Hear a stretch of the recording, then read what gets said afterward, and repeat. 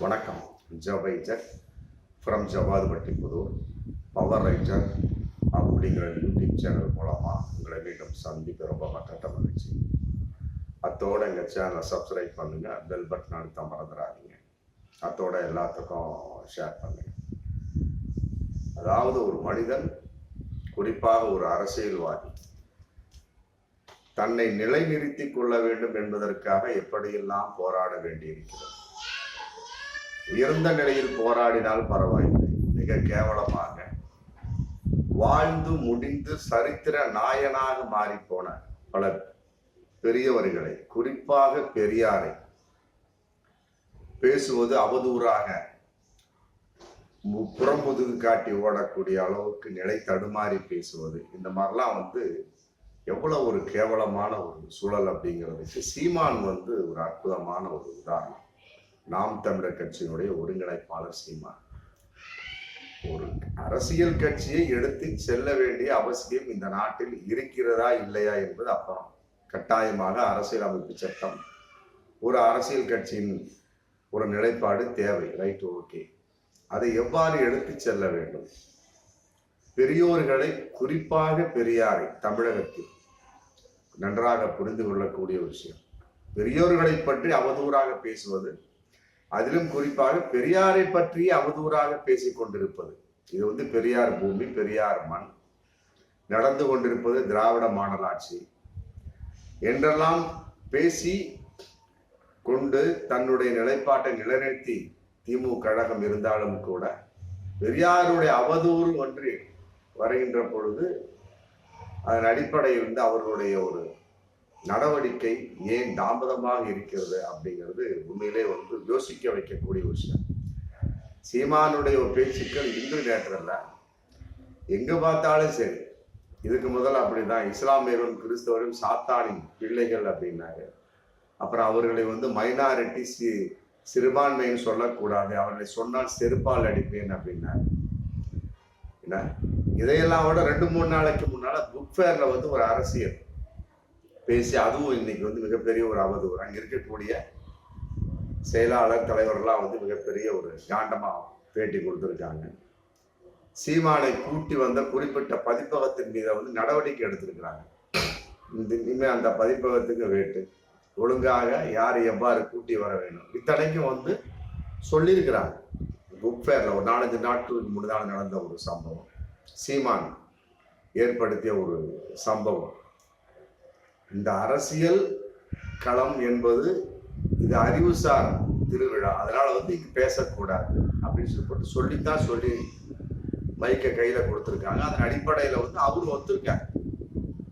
அப்புறம் புத்தக வெளியீட்டு விழான்னு வருது, வெளியிடுறாரு. மற்றபடி அப்படி பேச பேச அரசியல் உள்ள அப்படியே ஏன்னா தமிழ்தாய் வாழ்த்து அப்படின்னு சொல்லிட்டு ஏகப்பட்ட விஷயங்கள்ல ஏகப்பட்ட முரண்பாடு. அப்புறம் அரசியல் குறிப்பிட்டு ஒரு நபர், தனிநபர் தாக்குதல் சொல்லிவிட்டு ஏகப்பட்ட முரண்பாடுகளை பண்ணி இன்னைக்கு அதுவும் பிரச்சனையா போயிட்டு இருக்கு. அடுத்தது 9 ஒரு 2-3 நாட்களுக்கு முன்னால பேசிய ஒரு பேச்சு, பெரியார் பெண்களை மதிக்காமல் நடந்து கொண்டார், பெரியார் பெண்களை அவதூறாக பேசினார் அப்படின்னு ரொம்ப ஆபாசமான ஒரு வார்த்தைகளை போட்டு சீமான் பேசிய ஒரு பேச்சு எனக்கு சமூக வலைத்தளத்துல ரொம்ப வைரலா போயிட்டு இருக்கு. அதை பார்க்கக்கூடிய கேட்கக்கூடிய சமயத்துல என்னடா நம்ம பெரியார் பூமியில தான் இருக்கிறோமா அப்படிங்கிற ஒரு எண்ணம் தோணுது.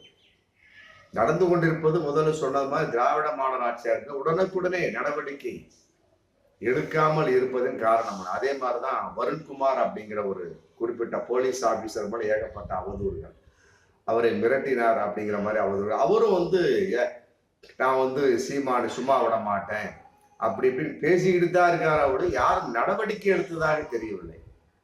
போலீசாரே சீமானை கண்டு மிரண்டு போயிருக்கிறார்களா அப்படிங்கிற ஒரு மிகப்பெரிய ஒரு தகவல் தெரியும். அதே மாதிரி அரசியல் கட்சிகளும் இன்று மிரண்டு போயிருக்கிறார்கள் அப்படிங்கிற ஒரு தகவல் எனக்கு தெரியுது. அதன் அடிப்படையில இன்னைக்கு மதுரையில வி ரமேஷ் அப்படிங்கிற ஒரு வழக்கறிஞர் போலீஸ்லயும் புகார் கொடுத்துட்டாரு, ஹைகோர்ட், மதுரை ஹைகோர்ட் கிளையிலும் புகார் கொடுத்திருக்காரு. இந்த மாதிரி சமூக வலைத்தளத்துல சீமானுடைய ஒரு அவதூறு பேச்சுக்கள், பெரியாரை பற்றி, பெண்களை அவர் இழிவாக நடத்தினார், இழிவாக பேசினார் அப்படின்னு தவறான ஒரு பேச்சுக்கள் வந்து இன்னைக்கு மிகப்பெரிய ஒரு வைரலா போயிட்டு இருக்கு. அது சட்டம் ஒழுங்கை தமிழகத்தில் ஏற்படுத்தும் அப்படின்னு சொல்லி போட்டு உடனே வந்து அதற்கு தகுந்த மாதிரி நடவடிக்கை எடுக்கணும் அப்படின்னு சொல்லி போட்டு குறிப்பிட்ட மதுரை போலீஸ் நிலையத்தில் கொடுத்தேன். மற்றபடி வந்து அவர்களை வந்து இன்னும் நடவடிக்கை எடுக்கலன்னு சொல்லி போட்டு அவர் மதுரை ஹைகோர்ட் கிளையிலையும் புகாரை கொடுக்குறாரு. அதை விசாரித்த நீதிபதி வந்து உடனுக்குடனே நடவடிக்கை எடுக்கணும். இது சம்பந்தப்பட்ட வகையில என்னென்ன விஷயங்கள் நடவடிக்கை எடுத்திருக்கீங்க எனக்கு வந்து உடனே தாக்கல் பண்ணுங்க. இதனுடைய விசாரணையை வந்து வருகிற 20/1/2025 தள்ளி வைக்கிறேன்னு சொல்லி போட்டு இன்னைக்கு நீதிபதியை கொதித்து எழுந்திருக்கிறாங்க. இது சம்பந்தப்பட்ட வகையில வந்து தமிழகம் முழுவதும் 2 திருச்சி, மதுரை, விருதுநகர்னு சொல்லி போட்டு ஒரு 60 புகார்கள் வந்து சீமான் மேல குவிஞ்சிட்டு இருக்கு. அதுலேயும் குறிப்பா வந்து பெரியார் திராவிடர் கழக பொதுச் செயலாளர் கோவை ராமகிருஷ்ணன் வந்து தன்னுடைய தொண்டர்களை திரட்டி கொண்டு நேராக அவர் வீட்டுக்கே போயிட்டார். அதாவது அவருடைய வீடு இருக்கக்கூடிய இடத்துக்கு சின்ன நீலாங்கிற வீட்டுக்கே போய் முற்றுகை போராட்டம் பண்ணக்கூடிய சூழல் ஏற்பட்டு அப்புறம் அங்கு போலீசார் தடுத்து நிறுத்தப்பட்டு அவர் இன்னைக்கு அறைகோல் விடுத்துட்டு இருக்கார். அதாவது வந்து பெரியார் வந்து பெண்களை தவறாக பேசினார் அப்படின்னு நீங்க சொல்றீங்க. சீமானை பார்த்து கோவை ராமகிருஷ்ணன் சொல்வது பெரியார் வந்து பெண்களை அவதூறாக பேசினார்னா அதுக்கு ஆதாரத்தை கொடுங்க. ஏன்னா ஆதாரத்தை கொடுக்கும் வரை நாங்கள் உங்கள் பின்னால் தொடர்ந்து கொண்டே இருப்போம். நீங்க எங்க நுழைஞ்சாலும் சரி, ஏன்னா உங்களை விட மாட்டோம். ஆதாரத்தை கொடுக்கும் வரை குறிப்பிட்ட பகுதிகளுக்கும் நாங்கள் உங்களை நுழைய விட மாட்டோம். குறிப்பாக தமிழகம் முழுவதும் சொல்லி போட்டு இன்னைக்கு அறைகோலை விடுத்து இன்னைக்கு அவர்கள் சம்பந்தப்பட்ட வகையில நிறைய பேர் அரெஸ்ட் ஆகி கைதாயிருக்கிறாங்க. அதே நேரத்துல அங்க சின்ன நீலாங்கரை அவர் வீட்டுக்கு முன்னால, சீமான் வீட்டுக்கு முன்னால ஒரு கார் வருது.